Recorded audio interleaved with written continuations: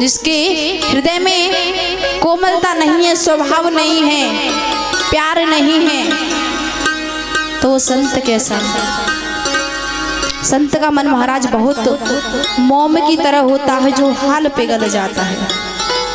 जब विनती की उन्होंने संत जी से, तो उन्होंने कहा कि आप परेशान मत हो, मैं आपको एक फल देता हूँ और इस फल को आप ले जा करके अपनी पत्नी को दे देना, और इसको श्रवण करने से, इसको ग्रहण करने से आपके घर में एक पुत्र जन्म होगा।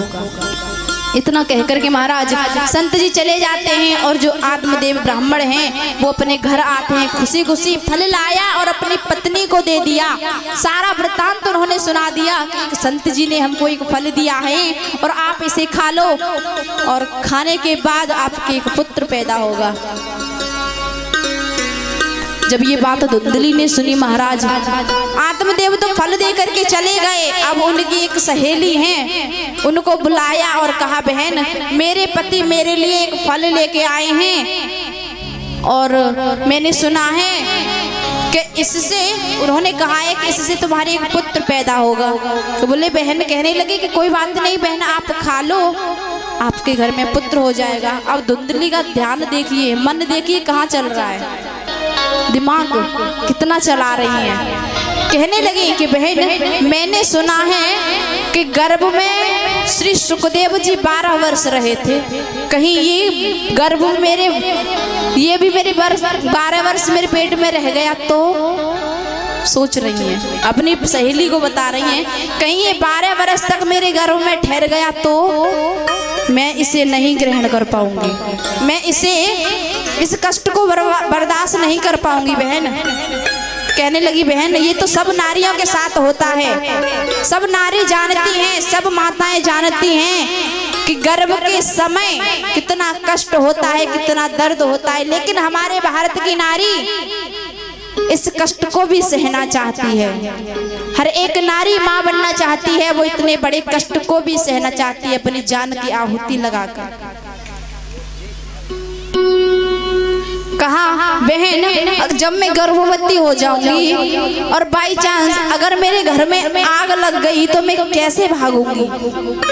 सोच रही हैं धुंधली, अगर मेरे घर में आग लग गई तो मैं कैसे भागूंगी?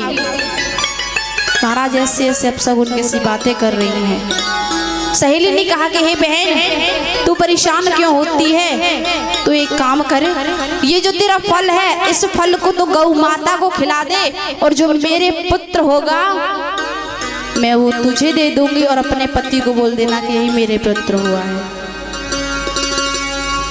अब यहाँ पर एक प्रश्न आता है महाराज के, जहाँ पर खाने वाले बहुत होते हैं वहाँ पर अन्न नहीं हो पाता, उनके लिए अन्न पुज नहीं पाता, और जहाँ धन बहुत होता है वहाँ पर खाने वाले नहीं होते। उनकी सहेली बहुत गरीब है, कहने लगी, बहन मैं समझूंगी कि मेरे पुत्र हैं तो एक पुत्र तेरे घर में चला जाएगा तो कम से कम सुखी से तो रहेगा, खाना पीना तो समय से मिलेगा उसको। जब ये बात दोनों में हुई महाराज, समय बीतता गया। 3 महीने बाद गाय ने एक पुत्र को जन्म दिया, गाय ने एक पुत्र को जन्म दिया, उसका नाम है, इधर जो पुत्र हुआ धुंधली ने ढिंढोरा पिटवा दिया पूरे गांव में के मेरे पुत्र हुआ है। अपने पतिदेव से कहा, महाराज मेरे पुत्र हुआ है। आत्मदेव का खुशी का ठिकाना नहीं रहा महाराज, इतने खुश हैं, इतने खुश हैं कि आज भगवान पधारे हैं मेरे घर में, बहुत खुश हैं, बहुत दान कर रहे हैं।